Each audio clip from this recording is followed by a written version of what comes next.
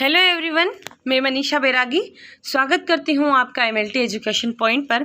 आज हम डिस्कस करेंगे एक बहुत ही important topic thyroid function test के बारे में। थायराइड जनरली नाम तो आपको कहीं ना कहीं सुनने में आ ही गया होगा। आज हम इसके बारे में डिटेल में डिस्कस करेंगे, जिसमें हम बात करेंगे कि थायराइड ग्लैंड जो है वो कौन कौन से हार्मोन सिक्रीट करती है, इनका टेस्ट जो है हम क्यों लगाते हैं, ये बढ़ जाते हैं तो क्या होगा, कम हो जाते हैं तो क्या होगा। तो आइए बात करते हैं आगे। थायराइड फंक्शन टेस्ट में सबसे पहले बात करें हम इंट्रोडक्शन की। Thyroid function test are a series of blood test. ये क्या है, एक सीरीज है ब्लड टेस्ट की। ब्लड टेस्ट के द्वारा हम ये मेजर करते हैं कि हमारी थायराइड ग्लैंड जो है वो प्रॉपर वर्क कर रही है या नहीं। तो किसके द्वारा करते हैं, तो ये कुछ हार्मोन सिक्रीट करती है। कौन? Thyroid gland. ये कुछ हार्मोन सिक्रीट करती है, तो उन हार्मोन्स के द्वारा हम इस थायराइड ग्लैंड को मेजर कर सकते हैं कि ये प्रॉपर वर्क कर रही है या नहीं, जो कि क्या है, ब्लड टेस्ट है। ब्लड टेस्ट जैसे कि हमें कम से कम 3 से 4 ml ब्लड की उसमें ज़रूरत होती है। ब्लड लेके हम उसको जो रेड टॉप वाली ट्यूब होती है उसमें लेते हैं, प्लेन ट्यूब भी उसे कहते हैं, उसको हम सेंट्रीफ्यूज करते हैं। सेंट्रीफ्यूज करने के बाद में जो सीरम हमारा आता है, सेपरेट होता है, उस सीरम के द्वारा ये टेस्ट लगता है। तो इतना समझ में आया कि क्यों करते हैं, क्योंकि थायराइड ग्लैंड जो है वो कुछ हार्मोन सिक्रीट करती है। उन हार्मोन के द्वारा हम ये देख सकते हैं कि हमारी थायराइड ग्लैंड जो है वो प्रॉपर वर्क कर रही है या नहीं। आगे देखते हैं what is thyroid. Thyroid gland क्या है, थायराइड क्या है। Thyroid is a 2 inch long butterfly shaped gland. क्या है, थायराइड एक 2 इंच लंबी बटरफ्लाई शेप्ड ग्लैंड है। इस तरीके का इसका शेप है, ये इस तरीके से होती है। डायग्राम पे अभी शायद थोड़ा सा सही नहीं बन सकता है, ये इस तरीके से होती है।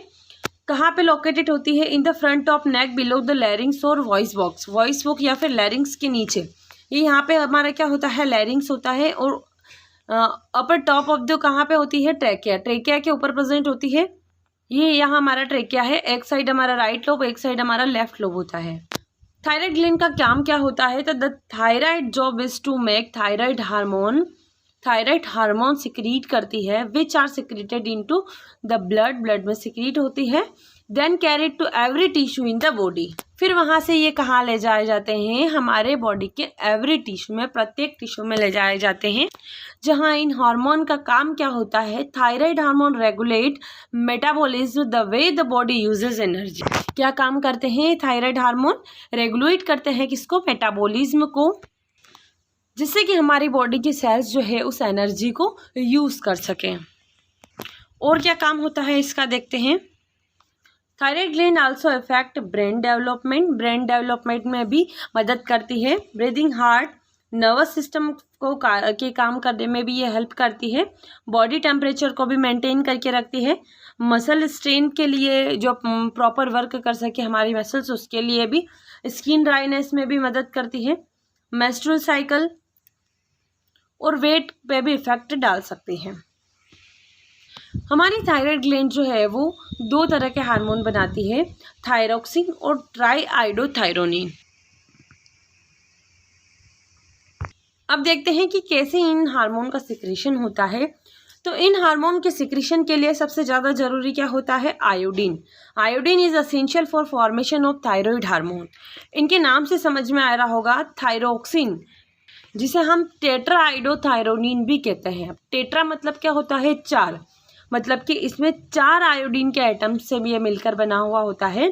और ट्राई मतलब होता है 3, यानी कि ये 3 आयोडीन एटम से मिलकर बना हुआ होता है। तो दोनों के फॉर्मेशन के लिए क्या जरूरी है, आयोडीन। क्लियर है। अब देखते हैं कि कैसे इनका सिक्रीशन होता है। हमारी सेल्स को हर टाइम एनर्जी की ज़रूरत होती है, जैसे हम एक्सरसाइज करते हैं, तो उस वक्त क्या होता है, वो फैक्टर जो है हमारी हाइपोथैलेमस ग्लैंड जो है उसको जाके क्या करते हैं, स्टिमुलेट करते हैं। फिर ये हाइपोथैलेमस जो है वो किसको सिक्रीट करती है, थायरोट्रोफिन रिलीजिंग हार्मोन को सिक्रीट करती है, जिसे हम TRH भी कहते हैं। ये TRH हार्मोन हमारी एंटीरियर पिट्यूटरी ग्लैंड को क्या करती है, स्टिमुलेट करती है। ये स्टिमुलेट होके क्या सिक्रीट करेगी, थायराइड स्टिमुलेटिंग हार्मोन, जिसे हम TSH कहते हैं। ठीक है। एंटीरियर पिट्यूटरी ग्लैंड ने किसको सेक्रेट किया? थायराइड स्टिमुलेटिंग हार्मोन को। अब ये TSH हार्मोन जो है ये क्या करेगा? थायराइड ग्लैंड को स्टिमुलेट करेगा और ये थायराइड ग्लैंड जो है हमारी क्या हार्मोन सेक्रेट करेगी? कौन कौन से? जिसे हम टेट्रा आइडोथायरोनिन या फिर थायरोक्सिन कहते हैं, और एक और होता है ट्राई आइडोथायरोनिन, यानी कि T3 और T4 हार्मोन सेक्रेट करती है। ये हार्मोन जो है वो एनर्जी के रूप में यूज हो जाते हैं, और जब जैसे ही ये हार्मोन सीक्रेट हुए और इनका लेवल जो है वो ब्लड में इंक्रीज हो जाता है, ब्लड लेवल अगर इंक्रीज हो जाता है तो हमारी हाइपोथैलेमस ग्लैंड के पास में क्या जाता है? नेगेटिव इनहिबिशन जाता है कि आप अब इसका सिक्रेशन जो है वो बंद कर दो या फिर कम कर दो, क्योंकि ब्लड में इसका लेवल जो है वो इंक्रीज हो चुका है। ठीक है। उसके बाद में जब इनका यूज़ हो जाता है तो फिर से क्या होगा? इनका लेवल कम हो जाता है, और जब लेवल कम हो जाता है तो फिर से इसके पास हाइपोथैलेमस ग्लैंड के पास क्या जाता है? पॉजिटिव फीडबैक जाता है कि अब आप इसका सिक्रीशन जो है वो फिर से चालू करो, क्योंकि एनर्जी की ज़रूरत है, यानी कि आप हार्मोन सिक्रेट करो। तो फिर से ये साइकिल जो है वो चलती रहेगी। अब जिसके ये साइकिल जो है वो प्रॉपर चल रही है, प्रॉपर थायराइड ग्लैंड आपकी काम कर रही है, तो इनका लेवल जो है वो क्या होगा? नॉर्मल होगा। अब ये साइकिल तो आपको समझ में आ गई है। अब हम इन एक एक हार्मोन के बारे में डिस्कस करते हैं। कौन कौन से हार्मोन? TSH, T3 और T4, जो कि थायराइड फंक्शन टेस्ट में हम लगाते हैं। सबसे पहले बात करते हैं TSH की, जिसे हम कहते हैं थायराइड स्टिमुलेटिंग हार्मोन। ये किसके द्वारा रिलीज होता है? TSH is released by anterior pituitary gland, मैंने अभी आपको बताया। और इस ग्लैंड को कौन स्टिमुलेट करता है? TRH, thyrotropin releasing hormone. ठीक है। एंटीरियर पिट्यूटरी ग्लैंड जो है वो रिलीज होती है किसके द्वारा? TSH जो है वो रिलीज होता है किसके द्वारा? एंटीरियर पिट्यूटरी ग्लैंड के द्वारा। The TSH test measure the amount of TSH a person pituitary is secreting, यानी कि इस TSH टेस्ट के द्वारा हम क्या मेजर कर सकते हैं कि किसी भी पर्सन के पिट्यूटरी ग्लैंड जो है वो कितने अमाउंट में TSH हार्मोन जो है वो सिक्रीट करती है। और इसे TSH के द्वारा हम एक आइडिया भी लगा सकते हैं T3 और T4 का लेवल कैसे, वो मैं आपको बताऊंगी आगे। So it is most accurate test for diagnosis of hypothyroidism and hyperthyroidism. यह TSH क्या है? एक मोस्ट एक्यूरेट टेस्ट है जिससे हम हाइपोथायरोडिज्म और हाइपरथायरोडिज्म दोनों को मेजर कर सकते हैं, डायग्नोस कर सकते हैं। अब इस TSH का काम क्या होता है? फंक्शन इसका क्या होता है? TSH stimulate the thyroid gland to produce T3 and T4। क्या काम करता है? ये थायराइड ग्लैंड को स्टिमुलेट करता है, काय के लिए? प्रोड्यूस करने के लिए T3 और T4 हार्मोन।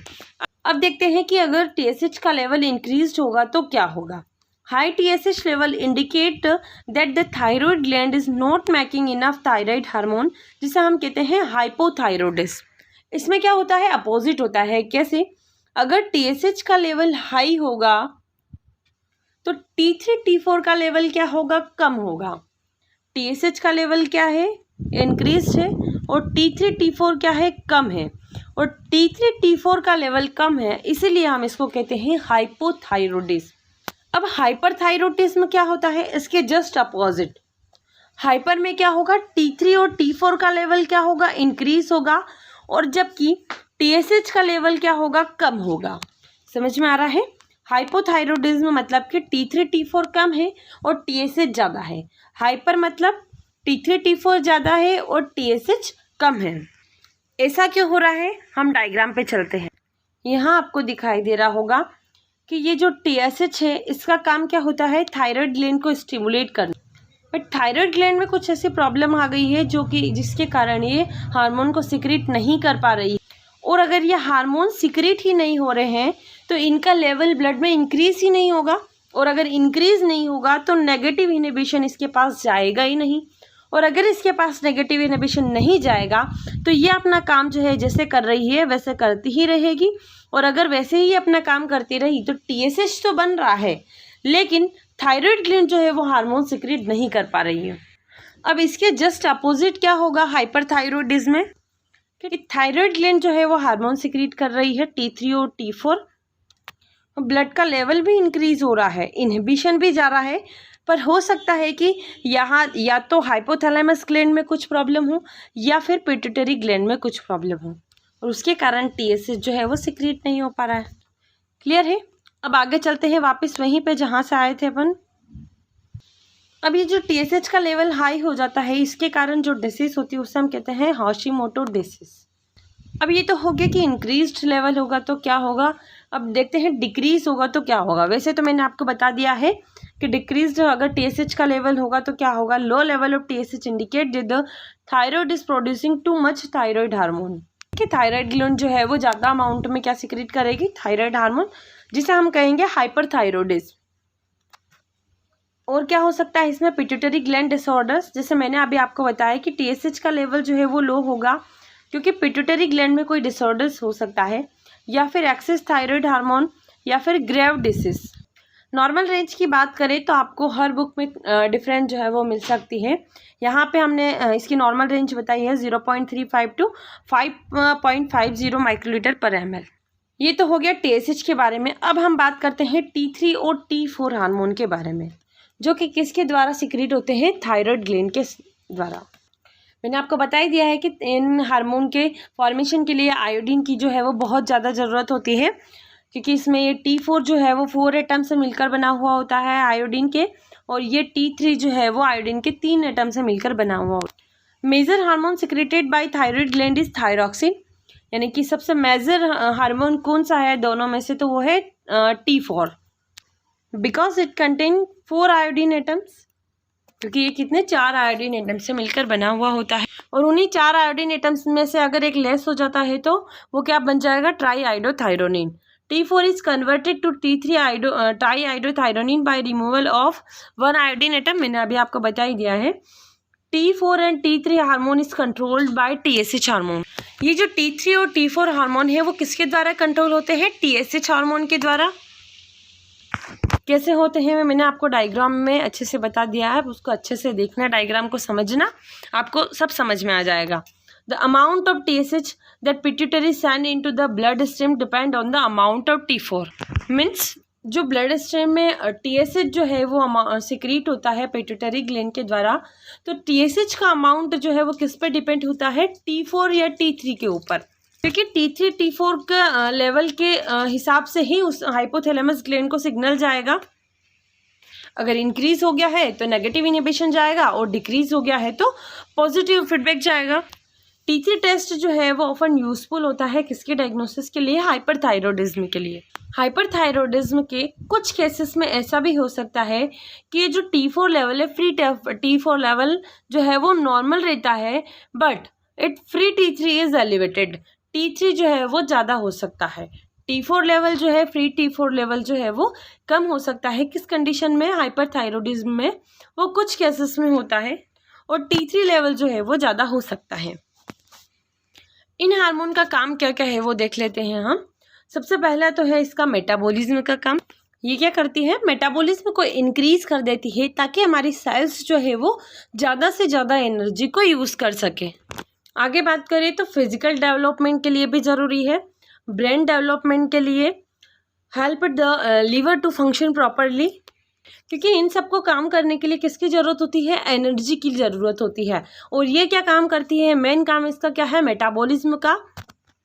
तो इसके कारण जो भी एनर्जी मिलती है उनसे इनमें इसको मदद मिलती है, जैसे कि help the muscles to function properly, muscles को भी हेल्प मिलती है, help the heart to function properly, ये सब काम इसका होता है। अब देखते हैं कि अगर T3 और T4 का लेवल जो है वो इंक्रीज हो जाता है तो क्या होगा। सबसे फर्स्ट वन बात करते हैं हम ग्रेव्स डिसीज़ की।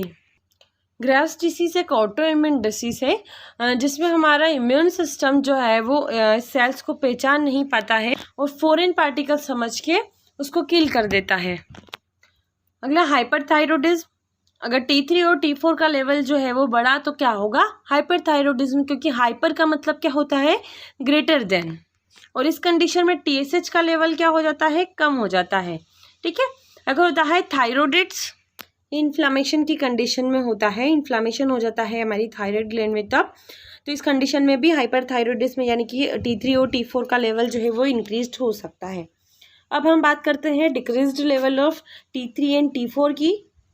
इस कंडीशन में हाशिमोटो डिसीज़, जिसमें मैंने आपको TSH में बताया था कि अगर TSH का लेवल जो है वो हाई होगा तो हशीमोटो डिसीज हो सकती है, क्योंकि इस कंडीशन में T3 और T4 का लेवल जो है वो क्या होगा, कम होगा। या फिर पिट्यूटरी एबनॉर्मेलिटीज़ हो सकती है जिसके कारण ये डिक्रीज हो सकता है।